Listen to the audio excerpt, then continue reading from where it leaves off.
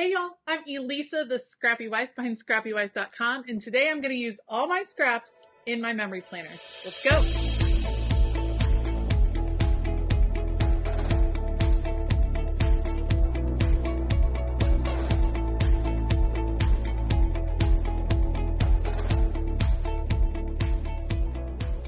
Today I am working in my memory planner for the week of May 15th through the 21st. And it's been a long time since I've used some Felicity Jane goodies in my planner. Felicity Jane is not currently releasing physical product anymore, and I had a ton of their stuff because I think it's just such a fun company. They do have some digital pieces available, but we're going to use this is a collection of Felicity Jane scraps. We're going to use this as the basis for putting together a spread that's just kind of, documenting all the craziness of the end of the school year and getting back from a cruise and all that goodness. So I have a bunch of Felicity Jane supplies pulled out. I'm going to put you guys on fast forward and let's see how it turns out. It is so important to remember to use your scraps. We all get super excited about new collections and new supplies, and I am no different. I love a new collection. I love using new supplies, and I love diving into them the second I buy them. Like, that's a big thing for me. However, it's important to also remember that you have some gorgeous older collections. You have some beautiful scraps that you have held onto for a reason. And I happen to think that memory planning is a fabulous way to use some of those scraps.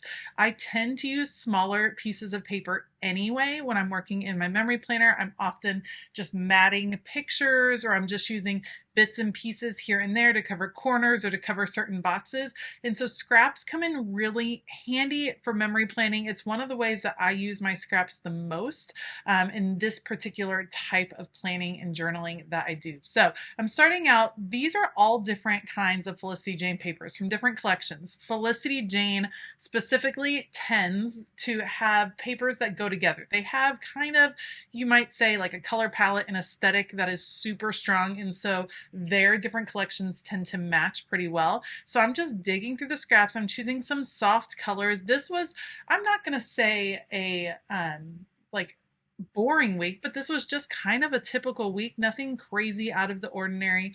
It was really, this particular week in my memory planner, this was all about getting back from the cruise, getting back into family activities, getting back into the swing of things. There was a lot going on because that's how my family rolls. There's always a lot going on. But I didn't have a lot of pictures because, you know what, we were just getting through the week. So I thought it would be fun to kind of do this collage in the middle. I love a torn paper. I think it looks really cool and interesting. And so I decided to do a collage in the middle with these three different papers. And to me, it almost looks like a timeline, which I think is actually pretty appropriate for memory planners. So there's a horizontal feeling, and then having it in the middle as opposed to the bottom, which is maybe what I would normally tend to do, creates a just different look. And I like changing it up as I flip through my memory planner. Once I get all of those down, now I'm going to pull out my pictures that I have and kind of loosely place them where they happen during the week. My first thought was, oh, I can keep them all in the middle on the timeline. Well, that's not going to work because you just can't fit that many on the timeline. And I have plenty, to choose from. They're not the most exciting pictures, but they still tell the story of our life. So I decided, you know what, I'll tuck them in and out of the timeline, and it ends up in kind of a grid pattern, which normally I avoid. I'm not a big fan of the grid pattern on my memory planning. However, I feel like the horizontal bars in the middle break it up a little bit. It doesn't totally feel like grid. And I'm going to have all of the photos kind of at a tilt. I call it wonky. They're going to be a little bit wonky, a little bit, out of the grid, and that breaks up that boxy feeling. All right, starting to get them down, I wanted to add a little scrap or two to each photo, just so that I didn't feel like I wanted to mat all of these photos, that I wanted it to be a little bit more organic and a little bit more messy. And so I thought using these bits and pieces of scrap paper and putting it behind it and creating kind of little clusters would work really well. And also, that also goes a long way to breaking up that grid feeling that could have easily formed from how I placed my photos. The other thing that you're going to see me adding frequently would be florals. Felicity Jane has a ton of florals, and Felicity Jane ephemera is thicker than average ephemera, and I always say it doesn't play well with others. It only goes with Felicity Jane. So I have all of that ephemera pulled out separate from the rest of my collections. And when I'm using Felicity Jane papers, I use Felicity Jane ephemera and I mix and match florals in this case. And again, I love putting ephemera, putting stickers, putting something on the corner of a photo because I don't like all of the rough corners throughout the page. I want to break some of them up. And so creating these clusters and layering in florals here and there to kind of soften up those corners is something, it's just something I love to do. I know you can definitely do memory planning where you put the photos on the page, everything's a rectangle, you add the writing, and that's it.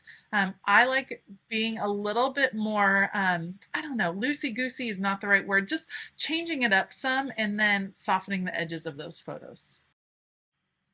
Another good thing is practicing creating clusters like this with these tiny scraps of paper give you an opportunity to use more of those scraps. If you are only used to only using medium to large size pieces because you like matting or you like cutting perfect rectangles, you're going to kind of limit yourself in the long run. So practicing using these bits and pieces and scraps and odd florals from different collections and figuring out how they go together, it all kind of takes practice, but the more you do it, the more you're really going to be able to utilize all of your supplies, and that always feels good. Digging in your stash always feels good.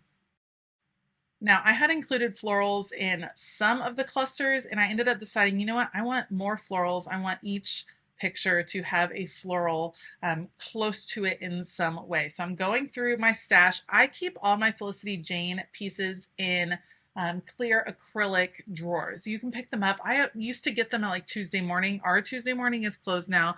Home Goods is another good place. Of course, you can pick them up on Amazon. They're a lot of times found in like the bathroom section or the makeup section because they're very good for organizing makeup. I use them for paper pieces and it works really well, and I like being able to easily pull out the drawers so I can go through the paper pieces. That is specifically where all my Felicity Jane pieces are because like I said, they don't play well with others, so they get to have their own little place to live in my craft studio.